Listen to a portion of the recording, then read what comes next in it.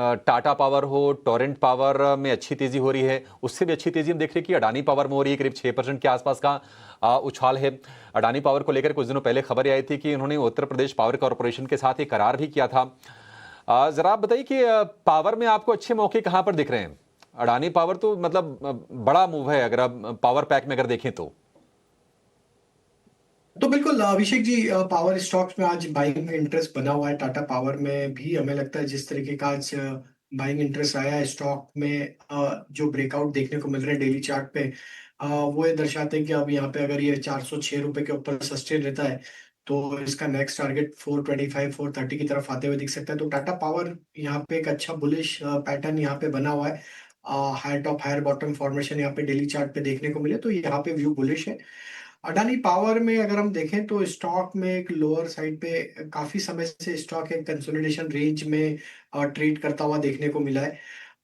Early sign है यहाँ पे स्टॉक के एक बड़े मूव की तैयारी करते हुए दिख रहा है। जरूर नियर टर्म चार्ट पे स्टॉक 20 डे मूविंग एवरेज के ऊपर सस्टेन होते हुए दिख रहा है। हमें लगता है यहाँ पे अगर 605 के लेवल क्रॉस हो जाते हैं तो फिर अडानी पावर में जो नेक्स्ट टारगेट बनेगा वो करीब 650 से 660 की तरफ आते हुए दिख सकता है।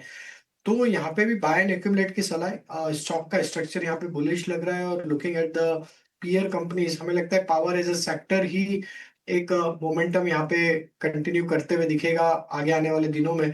तो अडानी पावर में भी बाय एंड एक्यूमुलेट करें, स्टॉप लॉस रखें करीब 475 के आसपास।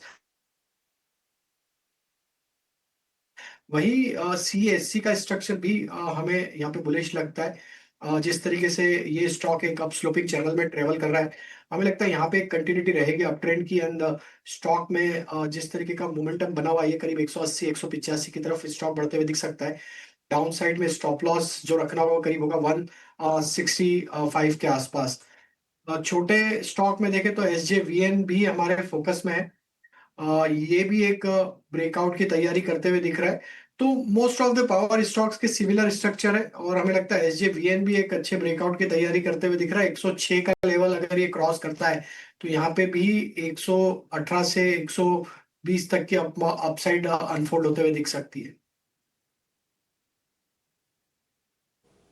बढ़िया। हमने तो एक स्टॉक पूछा था, राजेश जी ने ताबड़तोड़ झड़ी लगा दी। सेक्टर में आज हल्का फुल्का एक्शन मोमेंटम जरूर है, लेकिन शिप बिल्डिंग स्टॉक्स में कुछ चुनिंदा प्लेयर्स जो कि काफी अच्छा एक्शन दिखा रहे थे आज गिरावट झेल रहे हैं। गार्डन रीच शिप बिल्डर्स की अगर बात करें 3229 के लेवल्स पर इस वक्त अगर आप देखेंगे करीब 1.5% की गिरावट पर यह स्टॉक ट्रेड कर रहा है और ये वही स्टॉक है जो कि पिछले 5 ट्रेडिंग सेशन में एक बार काफी अच्छा मूव दिखा चुका है। पिछले एक महीने में ऑलमोस्ट 80% के गेन्स दिखा चुका है।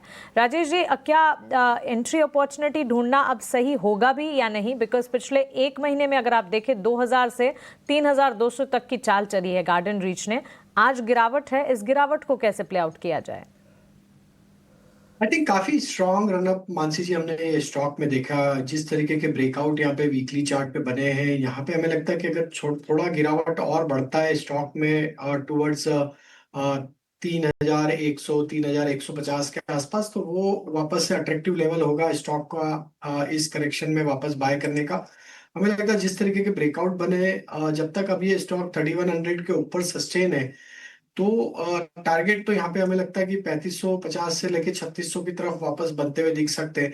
तो बाय एंड एक्यूमुलेट की सलाह रहेगी, छोटी मोटी गिरावट में ऐड करते रहे। 3100 के आसपास के स्टॉप लॉस फॉलो करने होंगे। यहाँ से थोड़ी और अगर दिख जाए तो एंट्री अपॉर्चुनिटी ढूंढी जानी चाहिए, क्योंकि business outlook, results, order book के लिहाज से स्टॉक फंडामेंटली भी काफ़ी स्ट्रांग नजर आता है और हमारे टेक्निकल एक्सपर्ट का भी मानना है कि गिरावट में एंट्री अपॉर्चुनिटी ढूंढी जरूर जा सकती है। 3227 के लेवल्स पर इस वक्त करीब 1.5% की कमजोरी GRSC के स्टॉक प्राइस में। लेकिन ट्रेड्स हमारे एक्सपर्ट से समझ लेते हैं। राजेश जी, शुरुआत आपसे करेंगे। मार्केट में एट प्रेजेंट अगर आप देखेंगे सेक्टर स्पेसिफिक कुछ तमाम सेक्टर्स है जो कि बाजार को संभालने का काम कर रहे हैं, IT, फार्मा, एनर्जी, मेटल और FMCG। उसके ठीक विपरीत auto, financial services, PSU bank, realty space में बिकवाली का दबाव है। क्या कोई स्टॉक्स हैं जो कि BTST के तौर पर आप लेकर जाना चाहेंगे या फिर STBT ट्रेड्स आज? मानसी जी BTST के साथ ही जाना चाहेंगे और उसमें पहला स्टॉक जो पसंद आ रहा है वो फोर्टिस हेल्थ केयर है। यहाँ पे एक क्लियर ब्रेकआउट स्टॉक में आते हुए दिखा और स्टॉक आज देखें अभी तो डे हाई की ट्रेजेक्टरी में ट्रेड कर रहा है। ऑल टाइम हाई ट्रेजेक्टरी में स्टॉक अब वापस ट्रेड करते हुए दिख रहा है। तो जिस तरीके का बाइंग इंटरेस्ट हमने पिछले 2 हफ्तों में देखा है स्टॉक में, ये स्टॉक में हमें लगता है नेक्स्ट टारगेट जो बन सकता है वो करीब 830 840 की तरफ आते हुए दिख सकता है। But BTST point of view से 790 795 के टारगेट के लिए बाय किया जा सकता है। डाउन साइड में स्टॉप लॉस होना चाहिए करीब 772 के आसपास। और दूसरा स्टॉक जो पसंद आ रहा है वो है आईटी स्पेस से, और उसमें हमें लगता है एलटीटीएस को यहाँ पे बीटीएसटी किया जा सकता है। स्टॉक में अभी जिस तरीके से बाइंग इंटरेस्ट बना है पिछले 10-15 मिनटों में, हमें लगता है ये स्टॉक भी मोमेंटम कैरी फॉरवर्ड करते हुए दिखेगा कल के सेशन में, एंड देन हायर साइड में 4,550 4,570 तक की अपसाइड इसमें आते हुए दिख सकती है। तो एलटीटीएस बाय किया जा सकता है with stop loss of 4435। Candidate एक तो फोर्टिस हेल्थकेयर 790 तक के टारगेट इमीडिएटली नजर आता है, उसके बाद 830 तक जाने का भी दमखम रखता है। फोर्टिस हेल्थकेयर 2% तक की तेजी आज के सत्र में भी, और साथ ही आईटी पैक पर लगा कर लें तो अभी भी काफ़ी डोमिनेंट पोजीशन है। हर दो में से एक गाड़ी तो अभी मारुति की है, बाकी जो कॉम्पिटिटर्स हैं ह्यूंडई हो टाटा मोटर हो वो थोड़े से पीछे हैं। लेकिन ये थोड़ी सी न्यूज़ थोड़ी सी डिस्टर्बिंग ज़रूर दिख रही है। राजेश जी एक जरा आप टेक्निकल व्यू भी शेयर कीजिए। 1% नीचे डे लो पर शेयर मारुति सुजुकी जिनके पास हो, क्या करें वो? आई थिंक एक प्रॉफिट टेकिंग यहाँ पे देखने को मिली है, और स्टॉक में अगर शॉर्ट टर्म स्ट्रक्चर देखें तो स्टॉक का जो मेजर रेजिस्टेंस बना हुआ है करीब 13,100 के आसपास बना हुआ है। तो जब तक ये 13,100 के लेवल को क्रॉस नहीं करता है, थोड़ा हमें लगता है एक कंसोलिडेशन या एक करेक्टिव फेज में स्टॉक देखने को मिल सकता है। ऑन द डाउन साइड जो मेजर सपोर्ट अभी नियर टर्म चार्ट पे दिख रहे हैं वो करीब 12,000 के आसपास है। तो मुझे लगता है 12,000 से 13,000 एक रेंज रहेगी स्टॉक के लिए कुछ समय के लिए। और जैसे ही स्टॉक में आइदर साइड ब्रेकआउट या ब्रेकडाउन होंगे तो फिर वहां से एक बड़ी डायरेक्शन अनफोल्ड होते हुए दिखेगी। But looking at the longer term time frame पे देखें तो स्टॉक में लॉन्ग टर्म चार्ट पे तो स्ट्रेंथ बनी हुई है, और जब तक ये स्टॉक 12,000 के नीचे नहीं जाता है, हमें लगता है कि पॉसिबिलिटी है कि स्टॉक वापस हायर साइड की तरफ बढ़ता हुआ दिखेगा गोइंग फॉरवर्ड। तो जिनके पास भी पोजीशन है वो उनको 12,000 का स्टॉप लॉस जरूर फॉलो करना होगा अगर ये शॉर्ट टर्म के हिसाब से इन्वेस्टमेंट इसमें किया है तो चलिए अनुमान के बीच seasonality factor agri related fertiliser stocks में दिखेगा या इसे वॉच लिस्ट में रखना चाहिए आपके हिसाब से?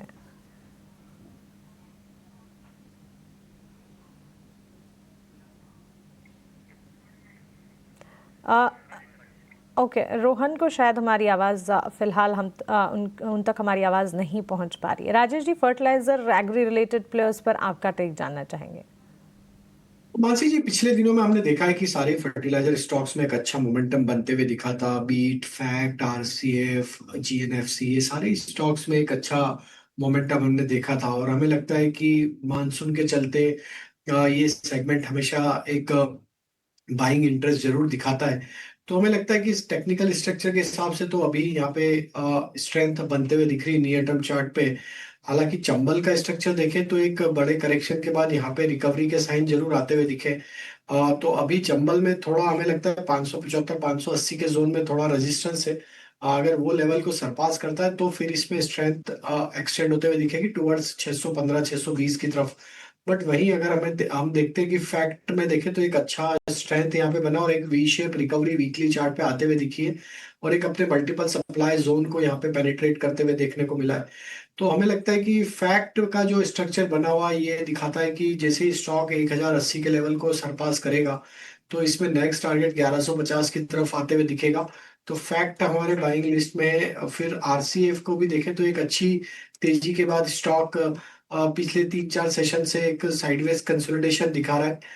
बट यहाँ पे हमें लगता है कि 156 का लेवल इसके लिए इंपॉर्टेंट है। अगर ये इसके ऊपर बना रहा तो आरसीएफ में भी तेजी एक्सटेंड होते हुए दिख सकती है टुवर्ड्स 175 180 की तरफ।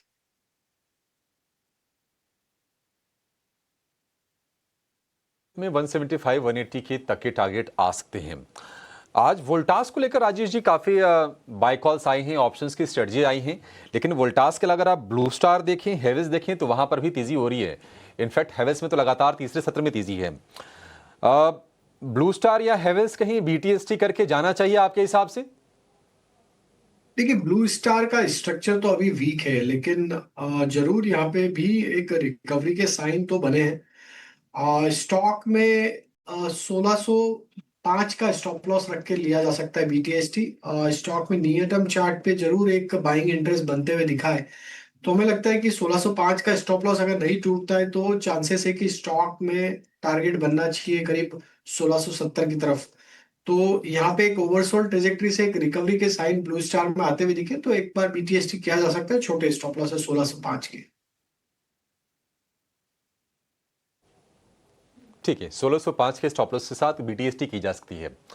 4 मिनट रह गए हैं बाजार बंद होने में और निफ्टी वहीं है जहां कल क्लोजिंग दी थी। आधे अंक की फिलहाल आप उसमें नरमी देखेंगे। 25,103 ये वही स्तर है जहां पर कल निफ्टी की क्लोजिंग हुई थी, लेकिन निफ्टी बैंक में 200 अंकों की गिरावट है।